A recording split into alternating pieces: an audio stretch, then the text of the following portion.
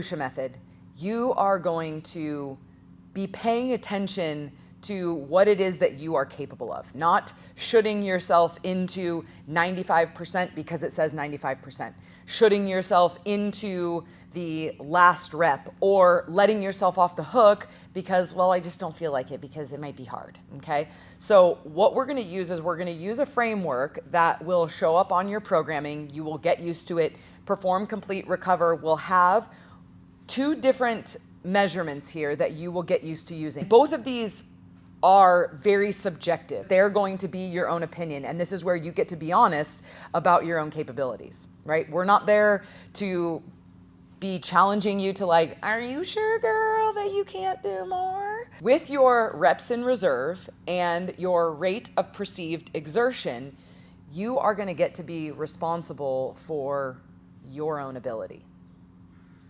You're going to get to decide, do I really only have 1 to 2 reps left in the tank, or is there more and I'm just not choosing those things?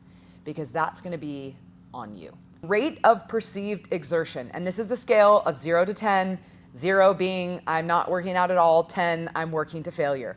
And you're going to allow yourself to judge what that is. RIR is reps in reserve.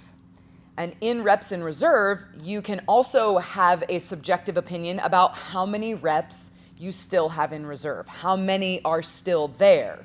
Because there's some days where we are gonna ask you to go to failure, and this is good for you. It teaches you capacity, and it teaches you to push, and it teaches you that you can fail without being a failure, that you can see when you're quitting on yourself and when you're not. But that's not what it's gonna be all the time. Perform.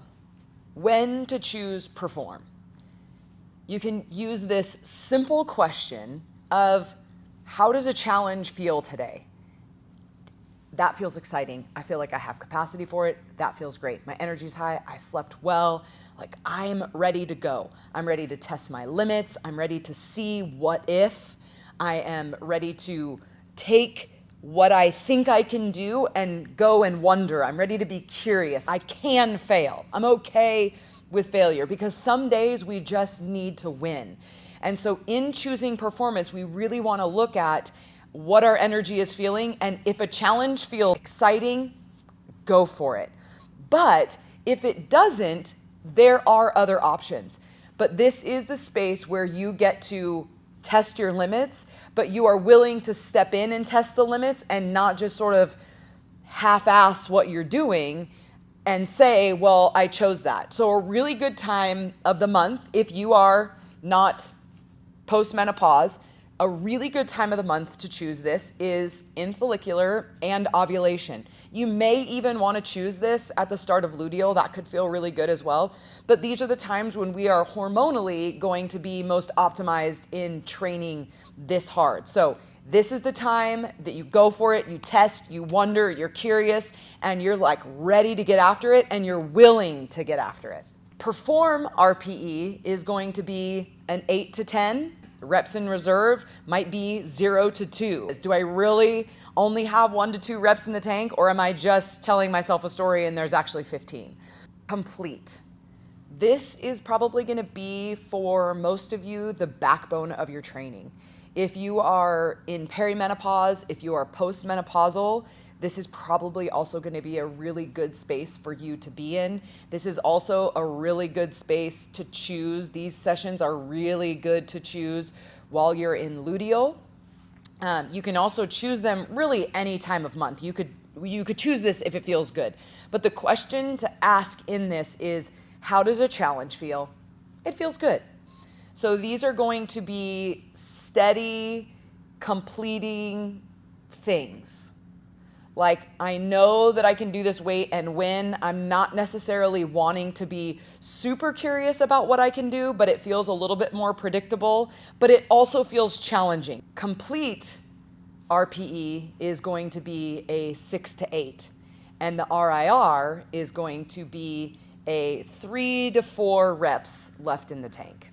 And again, you get to be honest about your ability, your capacity, and do you really have 3 to 4 left in the tank, or is there 10? Recover. For many of you, this is going to actually be the hardest workouts that you do, because this is slow, gentle, restorative, meditative, cyclical movement. It is recover. It is, if you haven't slept well, but you know you want to move your body and you need to move your body. This is, you're on your period, but you still want to show up today. This is, I've had a really hard week emotionally and I don't have a lot, but I really want to move my body.